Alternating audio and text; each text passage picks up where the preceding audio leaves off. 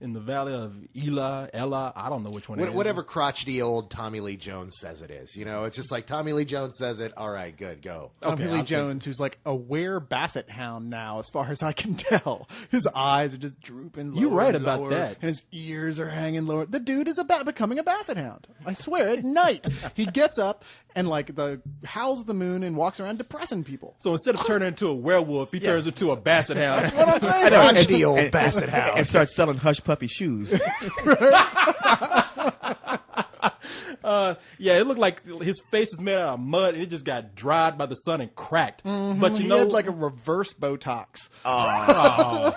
But you know something? He's a bad son of a bitch, though, man. He is one of the greatest actors out there. And this is the proof in the pudding. This and the 3 burials of whatchamacallit. Of that from Mexican last year. dude. Of that Mexican dude from Cheech Marin or whatever. It's funny because I had, at a point, there was a time when I had written Tommy Lee Jones off. I was like, oh, he does the same thing, and I hear he's an asshole. I'm just kind of sick of this guy. And then, suddenly see him in this, I'm like, wow, forgot what a great actor he can be. Yeah, and we had pretty much kicked him out of Austin after he made that cheerleading movie. Oh, that's right, That man. movie where he embarrassed University of Texas like a motherfucker. I don't remember what that movie was Big called. Man on Campus, wasn't it? Or- Cheer Up. Cheer Up or Yeah, something like that. Something like that. Yeah, he was in a really bad. Yeah. He was a security guard at a. He was. What was he doing? He was watching a bunch of cheerleaders. He hung out with Cedric the Entertainer a lot. I know that was one of the big downfalls. which is a bad idea for anybody, really. But this movie, man, it's Paul Haggis' movie who did Crash, and for the majority of the film, I was actually loving it. It was well acted. It was good to see Charlize Theron back. The movie took its time at pulling this mystery together, and then the end of the movie came, and I won't tell you what happened, but it just took a pan and hit me across the head with some messages that they had. I still don't even understand what the message is. See, I know what you're saying. I don't agree with it because I think the whole film really is majestic in its subtleness. The whole film really is so subtle. It's the best thing about Tommy Lee Jones' performance. Is it's an amazing performance, but if you weren't really watching this movie, you wouldn't see how great he really is in it. It's just the tiny little things he does that you're like, oh my God, this guy's amazing. The movie itself is that way. And then the ending suddenly has this big, in case you missed what we were trying to say moment.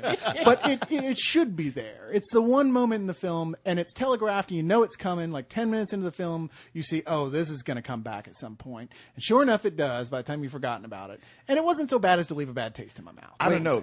I mean, Corey compared it to, being hit in the back of the head with a pan. And to me, it's more like having an anvil dropped on me from a skyscraper. I mean, I dug the movie, just as much as you guys, except for that ending. But Tommy Lee Jones, not only is he a good actor, but he's a cool character in this. I mean, he's the guy, he's the old detective who likes figuring everything out when everybody else is just bumbling.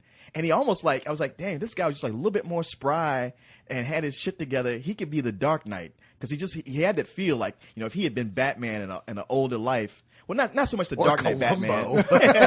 Yeah, that's true. He could have been Columbo. He had a lazy eye. He was more like the Batman Beyond Batman, where he couldn't really do shit, but he could have another young kid do everything for him. So let me get this straight. It was a heavy-handed message film by Paul Haggis. I know. I'm in shock. I can't believe that. I mean, how could this come out of Paul Haggis? So you didn't see it. No, it really. I mean, the movie's great. It didn't need that ending at all. It would have been awesome. See, the ending just says what the whole movie does anyway, which is essentially, look, I'm not saying exactly what we can do to fix anything. It's just we have to face facts. Things are screwed up right now. And it's that a guy who spent his whole life, the Tommy Lee Jones character, old retired military guy, was like, everything's good. I'm an American. I'm proud to be American. Finally realizing, dude, things aren't right. Something needs fixing. But Cyrus, we got that through well, the whole movie. I know, mean, but from that's the beginning. point So of the film. does Paul Haggis walk out in the last 10 minutes with, saying, here's the scene that I hope will get me the Oscar? Here's the scene that will keep me from getting the Oscar. I mean, the movie would have been more subtle if he had stopped the projector, walked out on stage, and said, "I just like to say, war sucks." Yeah, pretty So much. this is like Happy Feet in that. Well, here was You're not gonna bait me, man. Yeah. Here's what the movie's about. Say that. Here's what the movie's about. Tommy Lee Jones, his character, and he's a retired military cop, right? Yeah. And so his son goes to Iraq. He's in the Iraq War, but apparently his friends have come back home, and he's supposed to be back home, but he's missing now. And there's all kind of things that.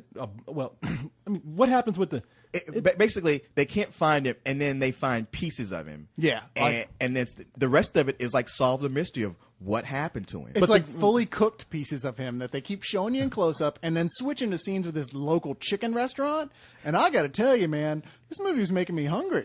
Man, you know something? You're right. They showed me a hand that was burned, and I was know. if I only had some dipping sauce with that right now. It was like it had all the blackened skin just right the way you are when you see good barbecue. You're like, Yeah. there's some good No, ribs. that's the way my dad used to barbecue ribs. They had that black coating on them, and you'd laugh like, man, these are burned up, but goddamn, they sure are good. Yeah, I ain't never seen a human head look so delicious.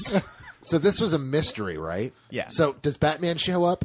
No. Tommy Lee Jones was Batman. Do the Scooby kids show up? No. Then what the hell did Leon like this? I'm trying to figure because unless Batman or the Scooby kids show up and it's a mystery, he's got to make his Scooby Doo references. Well, I always say that when the movies are bad. Well, like Leon said, the cool thing about this is that it's one of those cases where it's bumbled from the beginning, and it appears that after a while, no one's going to give a shit about this guy, and they're just going to like say it's an unsolved case.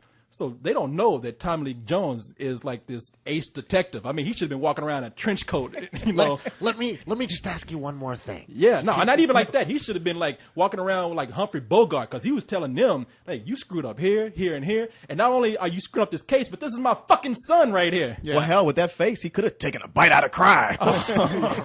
But nothing's ever Yeah, he was like McGruff the hound dog walking around. nothing's ever as simple as it sounds, though. I mean, this is one of these films that easily could have been the guy who can do no wrong, who's the perfect detective, never makes a mistake, sees everything in a way that makes no logical sense how any human could do that. And the military is having this huge cover up, and there's an evil guy. It's not that movie. No. It makes you think at points it might be going there, but these are all like real people. They really feel like humans, like real people, normal people. At no point does Haggis descend to stereotypes or caricatures of humans. Well, I wouldn't say that, because there are certain points where they do, but I'm saying that the ending, the very end of the movie, was the downfall of this film. But I actually feel like the movie was kind of falling apart as the mystery started to come together, and I really wasn't convinced at the conclusion that they came to. And as a matter of fact, I think they came to that conclusion just so you would have bad feelings about the war. Well, it's not like it was a true story that they changed the ending for, Right. Corey. I mean, come on. Well, it's not like they found no. 3/4 of a story and added that on. No, keep in mind that it said inspired by true events. I don't know how much of this is true or isn't. Well, the there's true event apparently is a the war war going on. No. It's not a matter of the war. I'm talking about the actual mystery. Like when they pull it together and solve it, it just didn't seem fully convincing to me. And I'm not even talking about they shouldn't have had that solution. It just, the actors didn't seem convincing. The answer they came to didn't seem convincing. And it really wasn't a strong enough ending.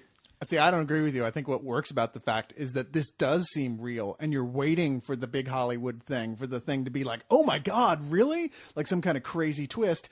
There isn't a crazy twist. It's probably what actually would happen in this situation, because these are real people. There's some fucked up kids who came back from Iraq. These guys are all fucked up. Everybody is fucked up. It's not everybody but Tommy Lee Jones is fucked up, and even he probably goes and chews tobacco and talks shit about black people in his spare time. Yeah, no, I like that. I like the fact that he was kind of a racist. Hey, let's leave his real life out of this. Yeah, what you do in your own time is your business. It's not my real life. Tommy Lee Jones. No, we're talking about your real life. I mean, I appreciate the fact that, like, when they finally get down to the bottom of the mystery, you're almost like, damn, I would have rather have not known. But there are some things, like, that's the cool part of it. Yeah. It's kind of like Tommy Lee Jones, like, I should have left this shit alone. But no, look, let me just say this. It's a good enough movie for me to say matinee. I wish I could have given it full price, because the majority of this movie is really great. And even though I expect people to disagree with me about how the solution came to that ending, I think a lot of people are going to be like, man, we really didn't need that. This is a full price movie for me. I know what you're talking about. Even as I was watching, I was like, this is definitely not a movie for everyone. But it did speak to me. And I like the fact that, except for that one sequence at the end, it never slams you over the head with stuff. It has more depth than that. I mostly agree with that. I'm probably somewhere in between, but I can't believe y'all didn't mention the fact that this is a very slow movie. I mean, it ain't the assassination of Jesse James, but it moves pretty slow. So unless you're prepared for that, you might have a problem with it. Still, there's so much good going on with it to counteract the bad enough for me to say matinee. Yeah, no, that's good. You just like them fried barbecue human parts in it. That's Man. what you like the movie for. I want barbecue again just talking about it now. I don't even want chicken. I want human parts. And can I get a side of Soylent Greens? You want to be able to spit out the one. No wonder somebody liked Eastern Promises so much. With a side of sauce. Damn, you put on. Damn, you got black with that, didn't you? Well, you know.